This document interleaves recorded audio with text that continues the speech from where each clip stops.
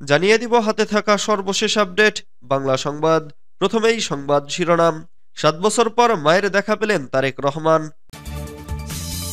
এরপর জানিয়ে দিব শেখ হাসিনার ভিসার মেয়াদ বাড়ানো ভালোভাবে নেয়নি জনগণ, বলেছেন রুহুল কবির রিজভী। এদিকে গ্রেফতার এড়াতে ৮ তলা থেকে অন্য ভবনে লাফ দিলেন যুবলীগ নেতা। এরপর জানিয়ে দিব আজ দেশে গণতন্ত্র প্রতিষ্ঠিত হয়েছে, বলেছেন জয়নুল আবেদিন ফারুক। আরও জানিয়ে দিব জুলাই বিপ্লবের ঘোষণাপত্র নিয়ে হাসনাতের আল্টিমেটাম। সর্বশেষ জানিয়ে দিব দাবি আদায়ে খেলার মাঠ বেছে নেওয়ার আহ্বান ডিএমপি কমিশনারের। এতক্ষণ শুনছিলেন সংবাদ শিরোনাম, এবারে বিস্তারিত। তবে অনুরোধ থাকবে ভিডিওটিতে একটি লাইক করবেন এবং কমেন্ট করে জানিয়ে দিবেন কোন জেলা থেকে আপনি আমাদের এই ভিডিওটি দেখছেন। ৭ বছর পর মায়ের দেখা পেলেন তারেক রহমান। উন্নত চিকিৎসার জন্য যুক্তরাজ্যের লন্ডনে পৌঁছেছেন বিএনপির চেয়ারপারসন খালেদা জিয়া। বুধবার ৮ জানুয়ারি বাংলাদেশ সময় ২টা ৫৮ লন্ডনের হিথ্রো আন্তর্জাতিক বিমানবন্দরে অবতরণ করে খালেদা জিয়াকে বহনকারী রয়্যাল এয়ার অ্যাম্বুলেন্সটি। এ সময় খালেদা জিয়াকে স্বাগত জানাতে তার বড় ছেলে বিএনপির ভারপ্রাপ্ত চেয়ারম্যান তারেক রহমান ও পুত্রবধূ জুবাইদা রহমান বিমানবন্দরে উপস্থিত হন। প্রায় ৭ বছর পর সামনাসামনি মা খালেদা জিয়ার সঙ্গে দেখা করেন তারেক রহমান। এছাড়া যুক্তরাজ্যে বাংলাদেশের ভারপ্রাপ্ত হাইকমিশনার হজরত আলী খান বিমানবন্দরে খালেদা জিয়াকে ফুল দিয়ে স্বাগত জানান। এর আগে মঙ্গলবার ৭ জানুয়ারি রাত ১১টা ৪৬ খালেদা জিয়াকে বহনকারী ফ্লাইটটি হজরত শাহজালাল আন্তর্জাতিক বিমানবন্দর ত্যাগ করে। কাতারের আমিরের পাঠানো এয়ার অ্যাম্বুলেন্সটি ঢাকা থেকে দোহা হয়ে লন্ডনে পৌঁছান। সর্বশেষ ২০১৭ সালের ১৫ জুলাই বিএনপির চেয়ারপারসন লন্ডন সফরে গিয়েছিলেন। এরপর তার আর কোনো বিদেশ সফর হয়নি। এই সময়ের মধ্যে তার সঙ্গে ছেলে তারেক রহমানেরও সরাসরি দেখা হয়নি। বিএনপির পক্ষ থেকে আগেই জানানো হয়েছে খালেদা জিয়াকে লন্ডন ক্লিনিকে ভর্তি করা হবে। সেখানে কিছুদিন চিকিৎসার পর যুক্তরাষ্ট্রের মেরিল্যান্ডের জনস হপকিন্স বিশ্ববিদ্যালয় হসপিটালে তার চিকিৎসা নেওয়ার কথা রয়েছে। শেখ হাসিনার ভিসার মেয়াদ বাড়ানো ভালোভাবে নেয়নি জনগণ, বলেছেন রুহুল কবির রিজভী। শেখ হাসিনার ভারতীয় ভিসার মেয়াদ বাড়ানোর বিষয়টি বাংলাদেশের জনগণ ভালোভাবে নেয়নি বলে মন্তব্য করেছেন বিএনপির সিনিয়র যুগ্ম মহাসচিব রুহুল কবির রিজভী। বুধবার ৮ জানুয়ারি রাজধানীর গ্যান্ডারিয়ায় জুলাই গণঅভ্যুত্থানে নিহত ৪ জনের পরিবারের সঙ্গে সাক্ষাৎ শেষে তিনি এ মন্তব্য করেন। ছাত্র জনতার অভ্যুত্থানে ক্ষমতাচ্যুত হয়ে ভারতে পালিয়ে যাওয়া আওয়ামী লীগের সভাপতি ও সাবেক প্রধানমন্ত্রী শেখ হাসিনার ভিসার মেয়াদ বাড়িয়েছে নয়াদিল্লি। বিভিন্ন অপরাধের অভিযোগে করা মামলায় বিচারের সম্মুখীন করতে তাকে দেশে প্রত্যর্পণ করার জন্য ভারতের কাছে বাংলাদেশের অন্তর্বর্তী সরকার অনুরোধ জানিয়েছে। এমন প্রেক্ষাপটে তার ভিসার মেয়াদ বাড়ানোর তথ্য পাওয়া গেল। রুহুল কবির রিজভী বলেন, এছাড়া যারা জনতার বিরুদ্ধে অস্ত্র ধরেছে তাদের বিচারের পাশাপাশি শেখ হাসিনার দোসরদের নামে থাকা সব স্থাপনা শহীদদের নামে নামকরণের আহ্বান জানাচ্ছি। এদিকে গুম ও জুলাই হত্যাকাণ্ডে জড়িত থাকার অভিযোগে শেখ হাসিনা সহ ৯৭ জনের পাসপোর্ট বাতিল করেছে পাসপোর্ট অধিদপ্তর। গতকাল মঙ্গলবার ৭ জানুয়ারি এমন তথ্য জানানো হয়। এছাড়া শেখ হাসিনার বিরুদ্ধে গত সোমবার দ্বিতীয় গ্রেফতারি পরোয়ানা জারি করে আন্তর্জাতিক অপরাধ আদালত। এরপরই জানা গেল হাসিনার ভিসার মেয়াদ বাড়িয়েছে ভারত সরকার। গ্রেফতার এড়াতে ৮ তলা ভবন থেকে অন্য ভবনে লাফ দিলেন যুবলীগ নেতা। পুলিশের উপস্থিতি টের পেয়ে তার ৮ তলা ভবন থেকে জীবনের ঝুঁকি নিয়ে অন্য ভবনে লাফ দেন যুবলীগ নেতা।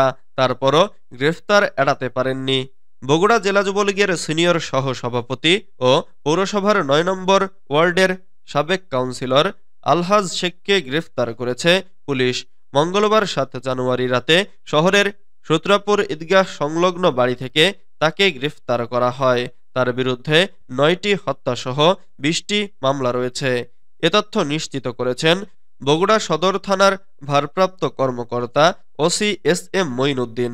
জানা গেছে ৫ আগস্ট গণঅভ্যুত্থানে আওয়ামী লীগ সরকারের পতনের পর থেকেই আত্মগোপনে ছিলেন জেলা যুবলীগের এই নেতা।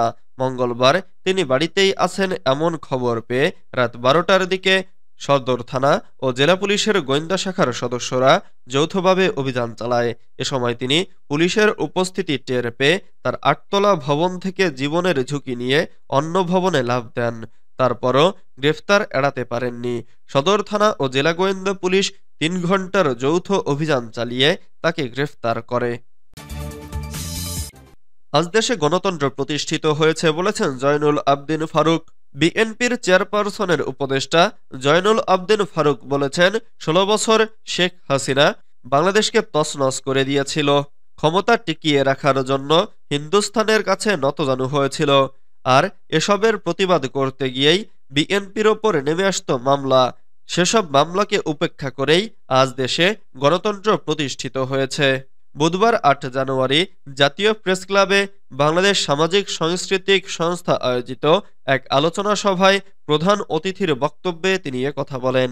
প্রধান উপদেষ্টাকে উদ্দেশ্য করে তিনি বলেন, ছাত্র জনতার অভ্যুত্থানকে যদি সমুন্নত রাখতে চান তাহলে অবিলম্বে জনপ্রতিনিধিদের হাতে ক্ষমতা হস্তান্তর করুন। দেশে এরই মধ্যে মঈন ফখরুলের চেয়েও কঠিন ষড়যন্ত্র শুরু হয়েছে। এই ষড়যন্ত্র আপনাকে রুখতে হবে।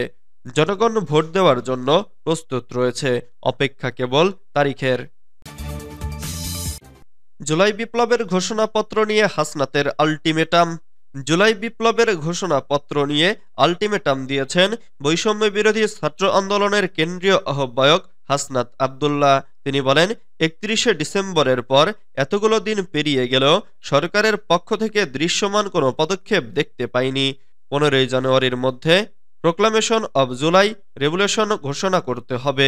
বুধবার ৮ জানুয়ারি বিকেলে কুমিল্লার টাউন হল মাঠে জনসংযোগের শেষে সাংবাদিকদের একথা বলেন তিনি।